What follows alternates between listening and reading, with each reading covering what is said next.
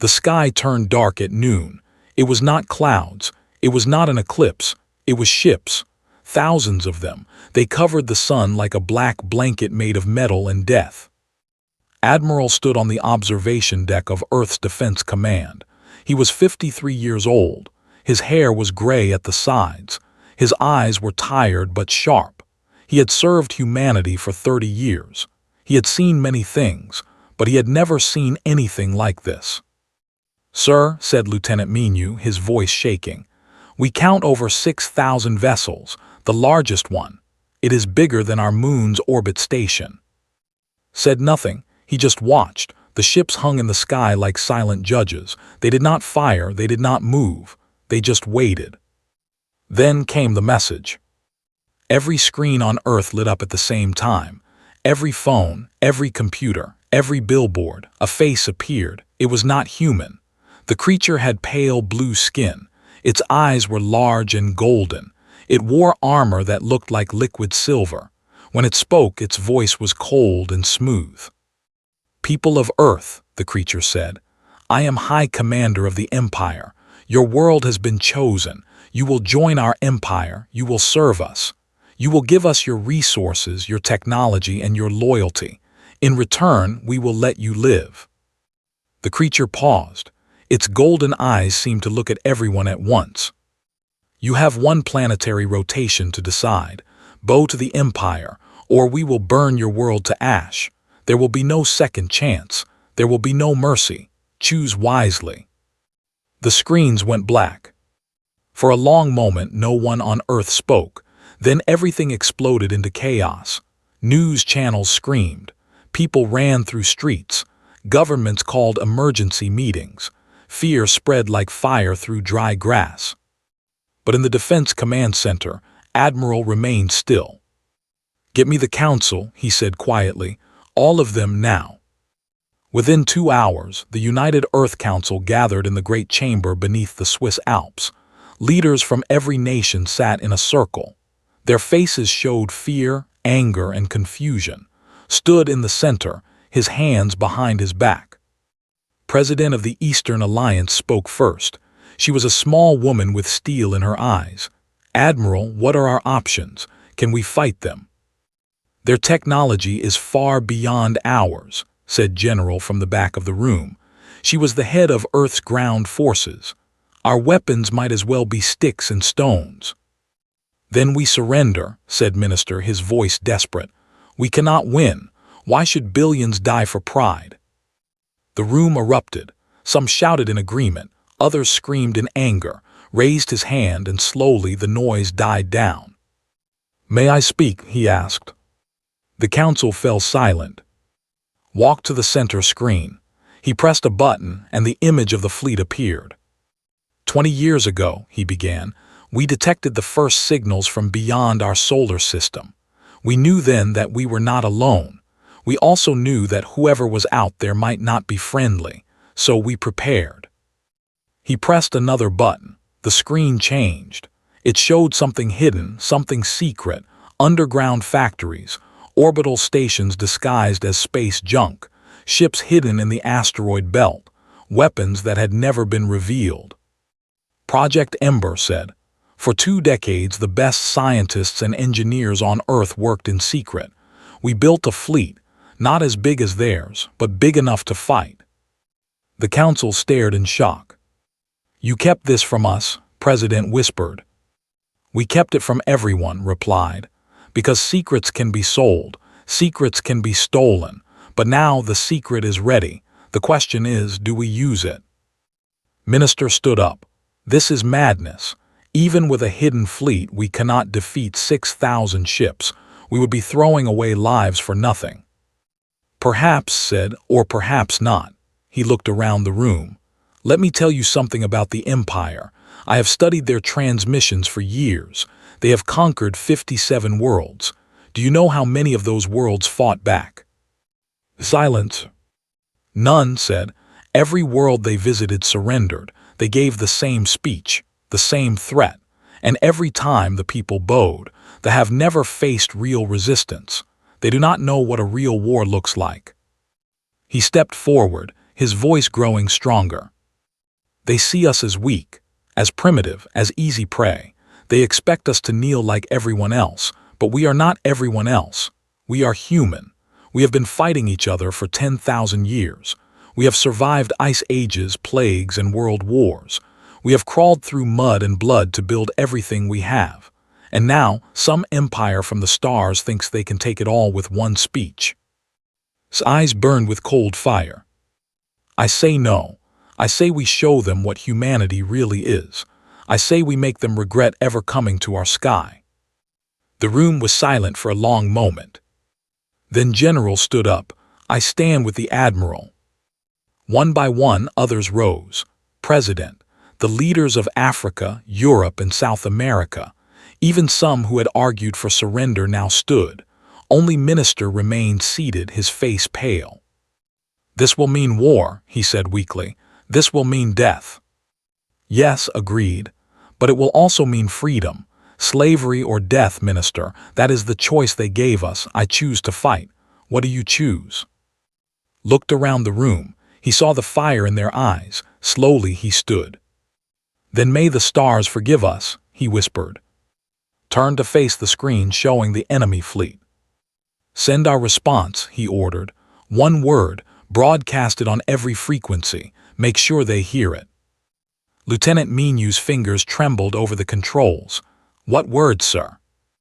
Admiral smiled. It was not a kind smile. No. The message went out. A single word against 6,000 ships. A single word against the greatest empire in the galaxy. It was simple. It was small. But it carried the weight of all humanity behind it. High Commander received the message on his flagship. He read it once. He read it twice. Then he laughed. They refuse, he told his officers. The primitives actually refuse. He leaned back in his throne, amused. How entertaining. Prepare the bombardment. We will teach them the price of defiance. His officers rushed to obey. None of them noticed the small lights appearing in the asteroid belt. None of them saw the ships powering up in the shadows. None of them knew that humanity's answer was not just one word. It was a promise. And Earth always kept its promises. Deep beneath the surface of Mars, Commander received the signal. She was sitting in her small quarters, reading an old book from Earth. The book was about birds. She had never seen a real bird. She had been born on Mars, lived on Mars, and expected to die on Mars. But she loved reading about the blue skies and green forests of her ancestors' home.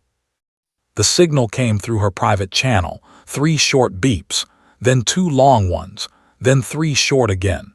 It was the code she had waited 15 years to hear. Project Ember was active. Closed her book slowly. She stood up. She was 38 years old, tall and thin like most Mars-born humans. Her black hair was cut short. Her eyes were dark and calm. She had commanded the Hidden Fleet for 5 years. She had trained her crews in secret. She had run countless drills in the darkness between planets. Now it was time for the real thing. She walked to the command center. It was disguised as a mining operation. To anyone looking from space, it was just another resource station. But beneath the surface, it was the heart of humanity's secret weapon. All commanders report, she said into her communication device. The responses came quickly, from the asteroid belt, from the dark side of the moon, from hidden bases on Jupiter's moons. From everywhere humans had gone, voices answered. Shadow 1 ready. Shadow 2 ready. Shadow 3 through 20 standing by. Asteroid Station Alpha, all ships powered. Lunar Base 7, weapons hot. Listen to each report. 412 ships. That was what they had. 412 against 6,000. The numbers were not good, but numbers were not everything. Listen carefully, she said. The enemy is in Earth's orbit. They expect us to surrender. They expect easy prey. They have never fought a real war. Today, we teach them what war means. She pulled up a holographic map of the solar system. Red dots showed the enemy fleet around Earth. Blue dots showed her own forces. scattered across the system like seeds waiting to grow. "We cannot win a direct fight," she continued. "Not yet. Our job is to hit them where they do not expect, to hurt them, to make them bleed, to show them that Earth has teeth." Captain's voice came through from the asteroid belt. He commanded the main attack group. "Commander, what are our targets?" "Their supply lines," replied. "Our scouts have tracked their logistics ships. They came from far away. Their fleet needs fuel, food, and ammunition. We cut those lines and their big ships become nothing but floating metal." She highlighted several points on the map. "Your group will hit their fuel convoy here. They have 30 transport ships coming through the outer system. Destroy them." "Understood," said. His voice was steady. He was a good soldier. "Lieutenant," continued, "your ground teams will prepare for invasion. The enemy will land troops eventually. When they do, we make every street a battlefield." Response came from Earth. "We are ready, Commander. Every city has hidden weapons. Every soldier knows the plan. They will not take our world easily." Allowed herself a small smile. This was what she loved about humans. No matter how bad things looked, they always found a way to fight. "One more thing," she said. "Admiral has sent a message to the enemy. He said no. Now we must back up that word with action. In 6 hours they will begin their attack on Earth. In 5 hours we strike first." She paused, looking at the map one last time. "Remember why we fight. Not for glory, not for revenge. We fight for the children who have never seen Earth's blue sky. We fight for the old ones who remember green forests. We fight for everyone who ever looked up at the stars and wondered if we were alone. We know now that we are not alone. And we know that the universe is dangerous. But humanity did not survive 10,000 years by being weak. We survived by being stubborn, by being clever, by refusing to give up, even when everything seemed lost." Her voice grew hard. "Today we show the galaxy what humans are made of. Today we begin the war that will define our species forever. Win or lose, we will not be forgotten. Now all ships move to attack positions. May luck be with us all." The channel closed. Across the solar system, ships began to move. Engines that had been cold for years roared to life. Weapons that had been hidden in shadows emerged into the light. On the asteroid base, Captain gathered his pilots. There were 100 of them, young and old, men and women. Some had been soldiers their whole lives. Others had been farmers, teachers, and engineers before joining Project Ember. "You heard the commander," said. He was 41 years old with a scar across his left cheek from an old accident. His voice was rough but kind. "We hit the fuel convoy, 30 transport ships. They probably have escorts, maybe 50 fighters. We have 120 ships. Not great odds, but I have seen worse." A young pilot named raised her hand. She was only 22, the youngest in the group. "Captain, what if we fail? What if we cannot destroy the convoy?" Looked at her. He saw the fear in her eyes. He had seen that fear before, in the eyes of every soldier facing their first battle. "Then we die trying," he said simply. "But here is the thing about failure. It only matters if you stop fighting. As long as one human is still standing, still swinging, still shooting, we have not truly failed. And I promise you this, the enemy will remember us. Whether we win or lose today, they will remember that humans do not bow." Nodded slowly. The fear did not leave her eyes, but something else joined it, determination. "Now to your ships," ordered. "We launch in 2 hours." The pilots scattered, watched them go. He thought about his sister back on Earth. She had 2 children. They were probably scared right now, looking up at the enemy ships in the sky. He would fight for them. He would die for them if he had to. Far away on Earth, Lieutenant walked through the underground tunnels beneath Sol. These tunnels had been built for trains. Now they held weapons, supplies, and thousands of soldiers waiting for orders. She stopped at a large chamber filled with people. Civilians and soldiers mixed together. Old women sat next to young men in armor. Children played in corners while their parents checked weapons. "Listen to me," said loudly. Everyone turned to look at her. She was small, but her voice carried far. "The enemy will come, maybe tomorrow, maybe next week, but they will come, and when they do, we will be ready." She pointed to the walls covered with maps of the city above. "Every building is a fortress. Every street is a trap. We know this land. We built it. We lived in it. They are strangers here. They do not know the secret paths. They do not know where the hidden doors are. They do not know that underneath their feet an army waits." An old man spoke up. He had white hair and hands that shook with age. "I am too old to fight," he said. "What can I do?" Walked to him and took his hands. "You can tell stories," she said gently. "When this is over, someone must remember what happened. Someone must tell the children how we stood against the darkness. That job is as important as any gun." The old man smiled through his tears. "Then I will remember everything," he promised. Nodded and stepped back. "We are not just fighting for ourselves. We are fighting for every human who will ever live. If we fall, if Earth falls, humanity dies. Not today, not tomorrow, but eventually. We become slaves. Our children become slaves. Their children become slaves until there is nothing left of what we were." She raised her fist.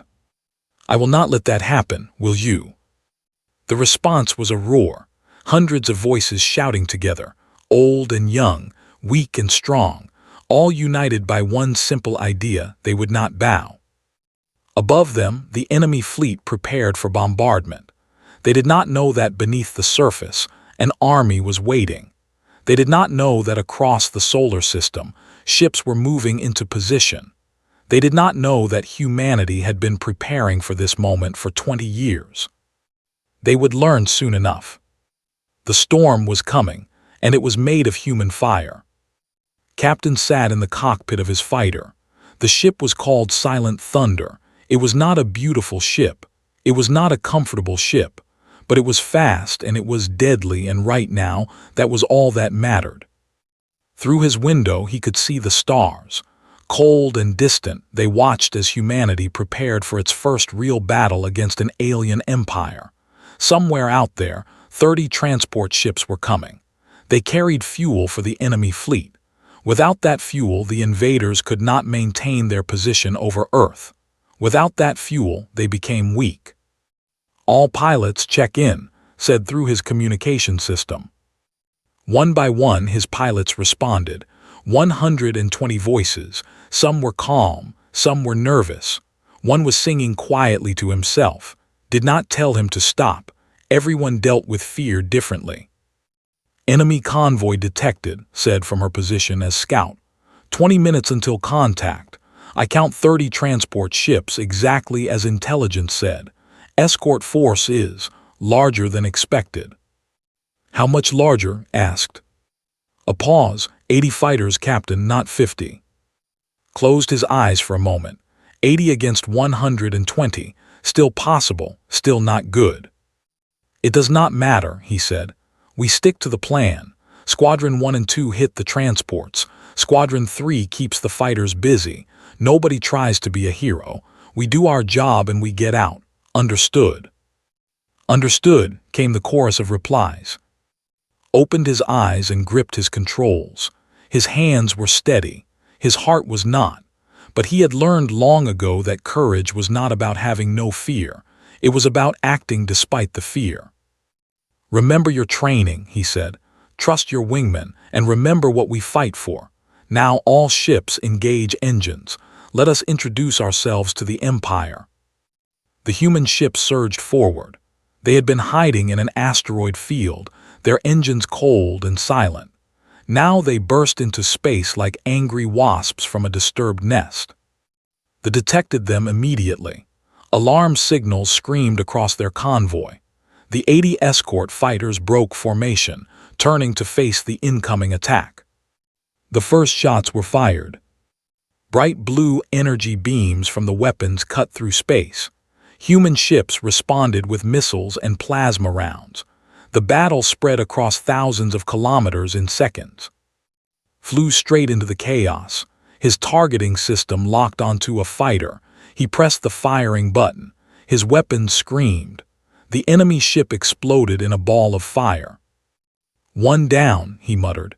Then louder, "Squadron 1 with me, head for the transports. Squadron 3, keep those fighters off us." The battle became a storm of light and death. Ships twisted and turned in impossible patterns. Explosions bloomed like flowers made of fire. Pilots screamed orders and warnings and prayers. Fluette's side, she was scared. Her hands were shaking on the controls, but she did not run, she did not freeze, she fought. "Captain, 2 fighters on your left," she called out. Rolled his ship and fired. One enemy fighter shattered. The second dodged and came around for another pass. Before it could fire, destroyed it with a perfect shot. "Good kill," said. "Thank you, sir. I am trying not to die." That is the spirit. They reached the first transport ship.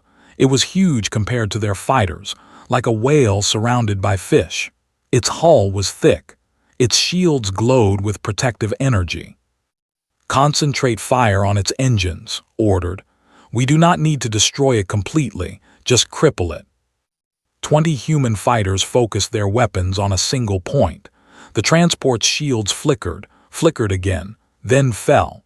The engines exploded. The massive ship began to drift helpless. "First transport down, move to the next one." The commanders began to panic. This was not supposed to happen. The humans were supposed to be primitive. Their weapons were supposed to be weak. But human missiles were punching through shields. Human pilots were fighting with skill and ferocity that they had never seen. High Commander watched the battle from his flagship in Earth's orbit. His golden eyes narrowed with anger. "What is happening?" he demanded. "The convoy is under attack," his officer reported. "We have lost 3 transport ships. No, 4, the humans. They are fighting back." "Impossible. Where did they get ships?" "We do not know, Commander. They appeared from nowhere. Our fighters are engaging, but the humans are. They are not running. They are attacking even when outnumbered." Slammed his fist on his throne. "Send reinforcements. Destroy them all." "Commander, our nearest reinforcement group is 2 hours away. By then." "By then what?" The officer swallowed. "By then our convoy might be destroyed." Back at the battle, watched as another transport ship exploded. That was 7 down, 23 to go. But his forces were taking losses too. 10 human ships had been destroyed. 20 more were damaged. "Captain," called a pilot named, "enemy reinforcements detected, 2 hours out."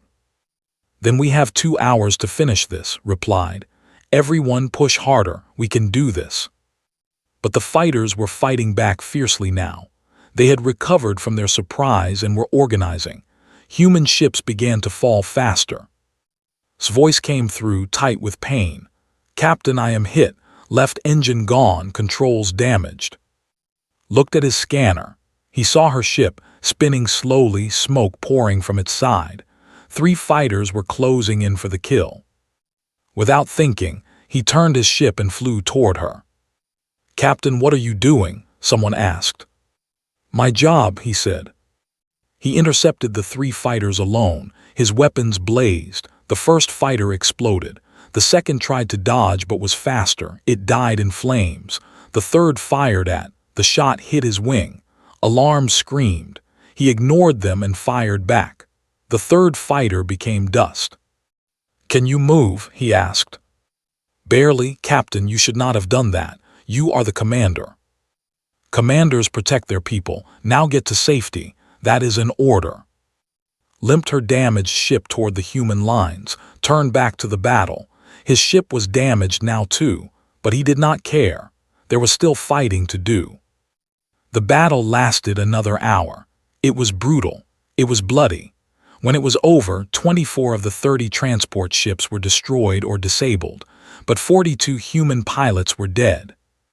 Looked at the wreckage floating in space. Victory, they called it. It did not feel like victory. It felt like loss. "All remaining ships retreat to the asteroid belt," he ordered. His voice was tired. Reinforcements will be here soon. We cannot stay." The surviving human ships turned and fled into the darkness. Behind them, the convoy was crippled. The enemy fleet over Earth would get no fuel from this supply line. On the flagship, High Commander received the report. His face showed no emotion, but inside something cold was growing: respect and fear. "They destroyed the convoy," his officer said quietly. "Our fleet now has fuel for 3 weeks only, without resupply." "I know," I know. He stared at the blue planet below. "These humans, they are not like the others. They do not surrender. They do not run. They fight." "What do we do, Commander?" Was silent for a long moment. Then he spoke. "We show them the true power of the Empire.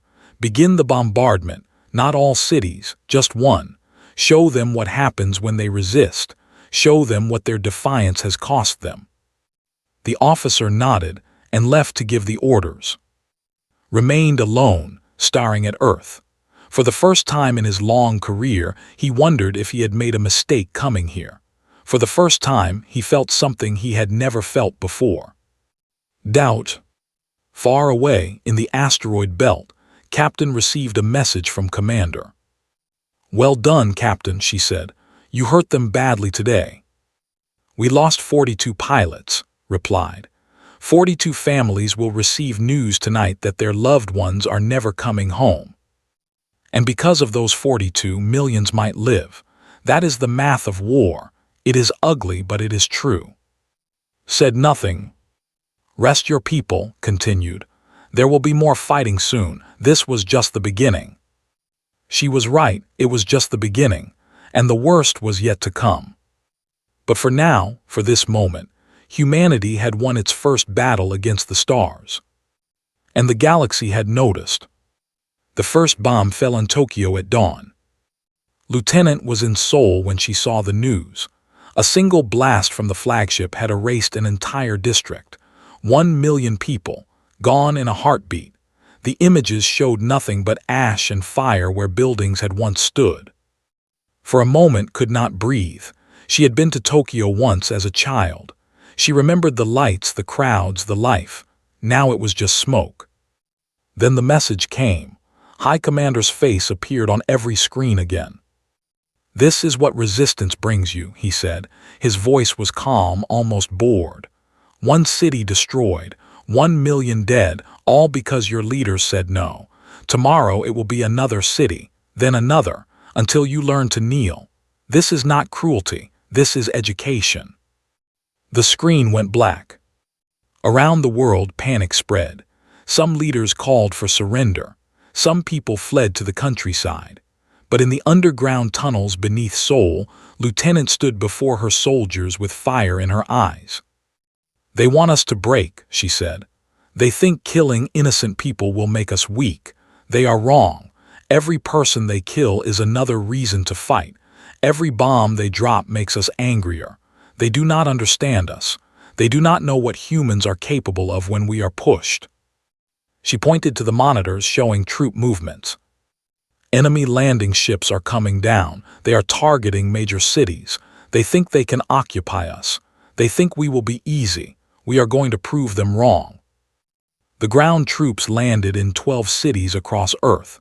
They came in massive transport ships, thousands of soldiers in each. Their armor was advanced. Their weapons were powerful. They had conquered 57 worlds. They expected this one to be no different. They were wrong. In Seoul, the first troops marched down empty streets. The city seemed abandoned. Buildings stood silent. Cars were left in the middle of roads. No humans were visible anywhere. The commander was pleased. "They have fled," he reported. "No resistance detected." Then the first shot came. A soldier fell, a hole in his helmet. No one saw where the shot came from. Before they could react, more shots rang out, from windows, from rooftops, from sewers. Humans appeared from everywhere and nowhere, firing and then vanishing. "Ambush," the commander screamed. "Return fire." But there was nothing to fire at. The humans were ghosts. They struck and disappeared. Every time they turned to face one enemy, another appeared behind them. Watch from a hidden command post, directing her forces through encrypted channels. Team 7 fall back to position 3. Team 12 hit them from the east side. Remember, never engage for more than 30 seconds. Hit and run, hit and run. The battle for Seoul lasted 3 days. They had superior firepower. They had better armor. They had air support. But the humans knew every alley, every tunnel, every hiding place. They turned the city into a maze of death. A young soldier named led a team of 10 through the subway tunnels. They were carrying explosives. Their target was a supply depot. "Keep quiet," whispered, "patrol coming." They pressed against the walls as soldiers marched past. The aliens did not look down at the shadows. They did not think humans would be stupid enough to move through enemy territory. That was their mistake. The team reached the depot. It was guarded, but not heavily. They still did not believe humans could threaten them on the ground. "Plant the charges," ordered. 3 minutes, then we run." They worked quickly. Each team member knew exactly what to do. They had trained for this moment for months. When the charges were set, they melted back into the darkness. The explosion lit up the night sky. The depot, filled with weapons and ammunition, became a mountain of fire. The blast killed dozens of soldiers and destroyed equipment worth more than all of Seoul. Across the world, similar stories played out. In Cairo, resistance fighters used the ancient tunnels beneath the city to strike at positions. In New York, the subway system became a fortress. In Mumbai, millions of civilians joined the fight, using anything they could find as weapons. They were shocked. On other worlds, conquered people had accepted their fate. They had worked in mines and factories, producing resources for the empire. They had been quiet and obedient. But humans would not stay quiet. Humans would not obey. They fought with guns, with knives, with rocks, with their bare hands. Old women poisoned food supplies. Children carried messages between resistance groups. Every human, from the youngest to the oldest, became a soldier. High Commander watched the reports with growing frustration. His ground forces were taking heavy losses. Every city they tried to control became a nightmare of ambushes and traps. His soldiers were afraid to sleep because humans might attack in the night. "These creatures are insane," one of his officers said. "They die by the thousands, but they keep fighting. Do they not understand that they cannot win?" "They understand," said slowly. "They simply do not care." He looked at the map of Earth, covered with red markers showing ongoing battles. "We have conquered 57 worlds," he said. "Never have we faced anything like this. They are not just fighting for survival. They are fighting for something else. Something I do not understand." In Seoul, Lieutenant finally allowed herself a moment of rest. She had not slept in 2 days. Her body was exhausted, but her spirit was strong. An old man approached her. It was the same old man who had promised to remember everything. He carried a cup of hot tea. "You should drink," he said. "You cannot fight if you collapse." Took the tea gratefully. "How are the people?" "Scared," the old man admitted, "but also proud. For the first time in my life, I see all humans united. No more countries, no more politics, just humanity fighting together." Nodded. "That is what they do not understand about us. They see our divisions. They see our wars. They think we are weak because we fight each other. But when something threatens us from outside, we forget all our differences. We become one people." The old man smiled. "My granddaughter killed a soldier yesterday. She is 15 years old. She used a kitchen knife. I should be horrified. Instead, I am proud. Is that terrible?" "No," said, "it is human." Elsewhere, the battle continued. Cities burned. People died. But the resistance never stopped. Every time they thought they had crushed one group, another appeared. It was like fighting water. You could hit it, but you could not hurt it. It simply flowed around your fist and came back stronger. After 2 weeks, they had captured only a fraction of the territory they had planned. Their casualties were 10 times higher than expected. Their supply lines were constantly attacked. Their soldiers were tired and scared. High Commander made a decision. If ground forces could not conquer Earth, he would burn it from space. He would bombard city after city until there was nothing left, even if it took years, even if he had to turn the entire planet to glass. He gave the order to prepare for total bombardment. But he did not know that humanity was preparing too. In the asteroid belt, Commander had assembled her full fleet, every ship that could fly, every weapon that could fire. They were coming for the flagship. The final battle was about to begin. And this time there would be no retreat for either side. Lieutenant received the message about the coming bombardment.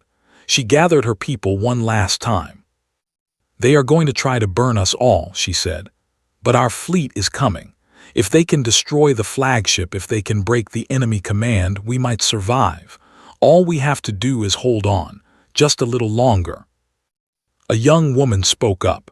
Her name was, and she had lost her entire family in the Tokyo bombing.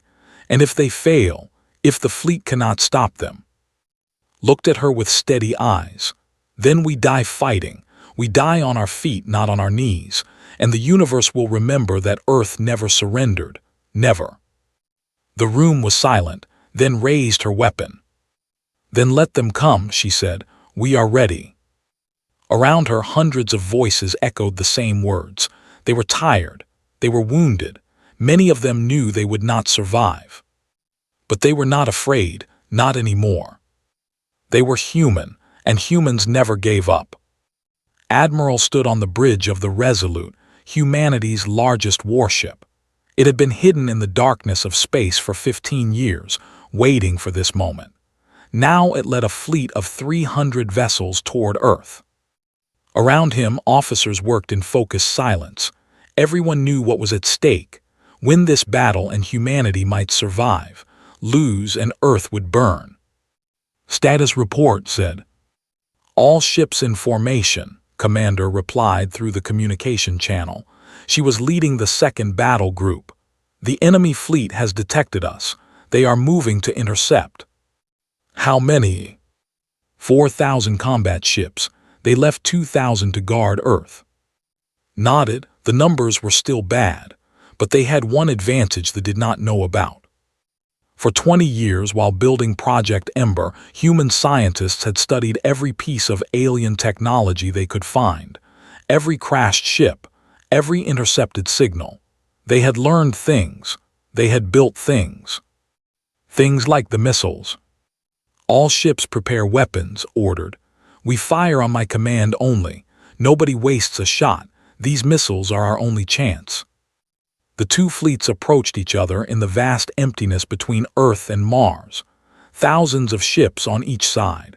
The largest space battle in human history was about to begin. High Commander watched from his flagship.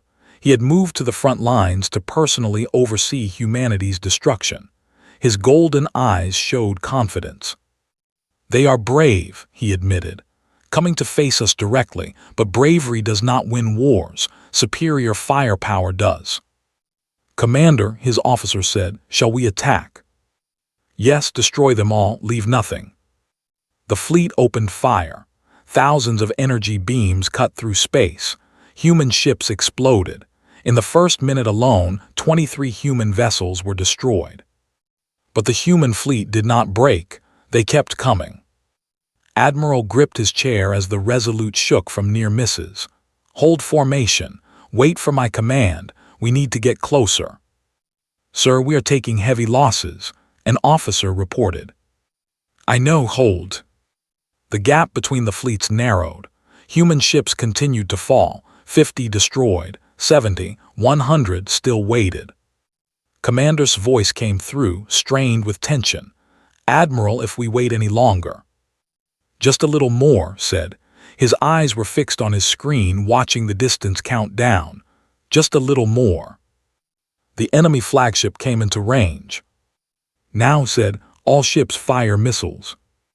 Across the human fleet, special weapons launched. They were not ordinary missiles. They were the product of 20 years of desperate research. Each one carried a miniature star inside it, not a metaphor. An actual compressed stellar fragment held in place by technology humans barely understood. When they hit, they did not explode, they expanded. The first missile struck a battleship. For a moment, nothing happened. Then the ship began to glow, brighter and brighter.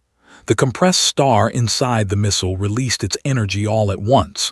The battleship did not just explode. It became light.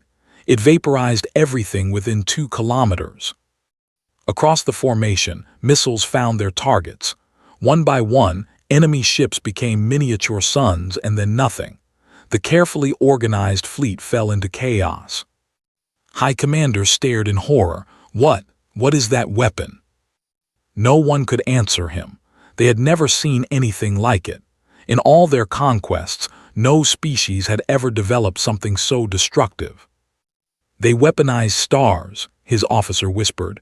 The humans weaponized stars. Admiral did not celebrate. They had only 100 missiles, not enough to destroy the entire fleet, but enough to create chaos, enough to give humanity a chance. All conventional weapons fire at will, he ordered. Focus on their flagship. If we kill their commander, we break their spirit. The human fleet surged forward. They were still outnumbered, but they were scattered and confused.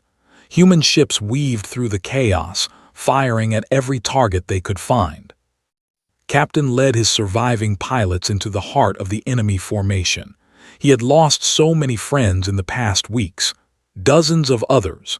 He fought now for them, for everyone who had fallen.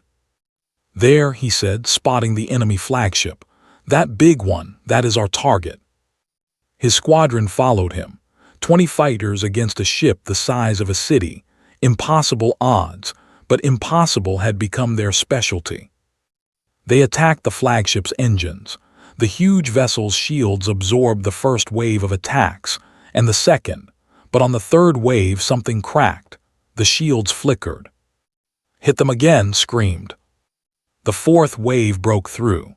Explosions rippled across the flagship's engines. The massive ship began to drift, its propulsion systems crippled. On the bridge of the flagship, High Commander felt his ship shudder. Alarms screamed. Officers shouted reports of damage. For the first time in his life, understood that he might lose. This cannot be happening, he said. We are the Empire. We have conquered the galaxy. We cannot be defeated by primitives. But the truth was in front of him. His fleet was falling apart. Human ships attacked without fear, ramming enemies when their weapons ran dry. They were willing to die. They were happy to die as long as they took their enemies with them.